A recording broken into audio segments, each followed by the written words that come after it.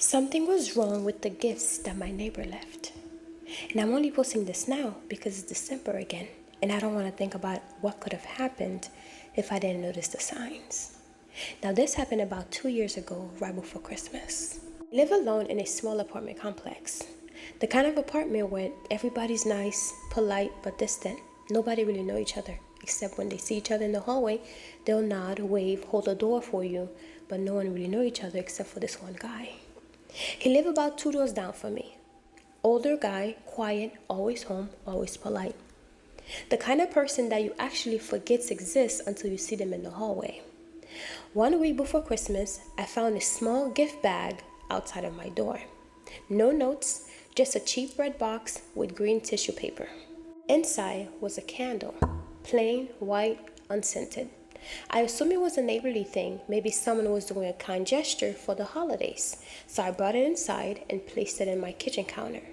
The next day, there was another bag. This one had a scarf inside, brand new, still had the tag. I started feeling a bit uneasy, not scared, just uncomfortable. I asked the building group chat if anyone was leaving gifts outside the doors. A few people said yes, cookies, candies, and little things. It made me feel a little bit better, but then I noticed something. The gifts weren't random.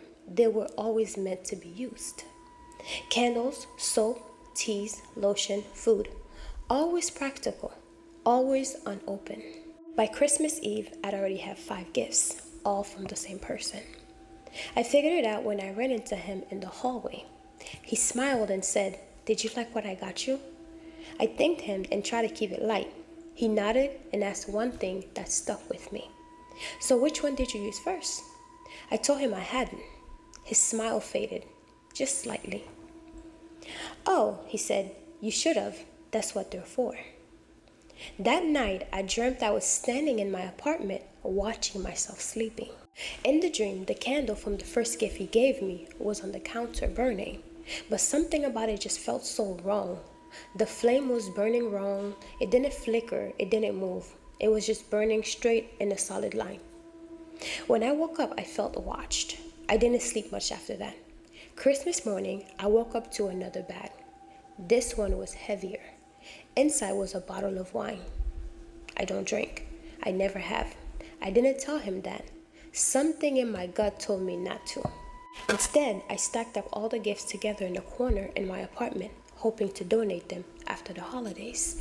That's when things started to change in my apartment. The air felt heavy, stale, like something had been sitting for too long. The lights flickered. My phone battery drained overnight. I started waking up at exactly 2:48 a.m. every night, always with the same feelings. That something was wrong in my kitchen. On December 26th, I finally decided to throw all the gifts away. I started with the candle. When I picked it up, my fingers felt sticky. The bottom of the candle was wet. I turned it over, and the wax wasn't wax anymore. It was black, soft, almost organic. I dropped it. When it hit the floor, the candle cracked open. Something moved inside of it. I screamed and backed away. I don't know how long I stood there staring, but eventually I grabbed gloves, bags, and I threw everything away. I didn't even know. To be quite honest, I don't even know how long I was standing there staring, but eventually I grabbed gloves, a bag, and I threw everything away without opening the rest of the gifts. I walked straight to the dumpster to throw it out. That night, they were knocking on my door. To be quite honest, I don't even know how long I was standing there staring, but eventually I grabbed gloves, bags, and I threw everything away without opening the rest of the gifts. Then I walked straight to the dumpster and threw everything out. That night, there was a knocking on my door. Slow, calm, patient knock. I didn't answer. Then eventually the knock stopped. The next morning, my neighbor's apartment was completely empty. No warning, no moving trucks, no explanations. A week later, management sent me an email saying that he had relocated unexpectedly. I asked other neighbors if they knew him well. They looked confused. There hasn't been anybody living on that unit for months now, they said. I moved out before the next Christmas. Now, every December, when people talk about secret Santas and surprise gifts, I feel sick. Because I don't think those gifts were meant to be nice. I think they were meant to be used. And I think if I had used them, I wouldn't be here to post this. I hope y'all enjoyed this story time. Now, while looking for this story, I came across another story that I wanted to tell you guys about, but I chose this one instead. Was of this lady who received a gift from a coworker, a liquor bottle, so basically alcohol, right? But the person didn't drink either, just like this one. So she ended up putting the liquor somewhere in her kitchen counter. She never drank it, and the person who gave it to her keep asking her every few weeks or something, have you drank the liquor? Have you drank it? Have you drank it? But the lady, she didn't drink. She never told the person that she didn't drink. She just simply just kept it there. It's my gift. I get to do whatever I want with it. Well, eventually, about a year later, her mother came to visit her. And that's when her mother, I guess her mother's very spiritual and she can feel things. So she was like, oh, I have this strange feeling.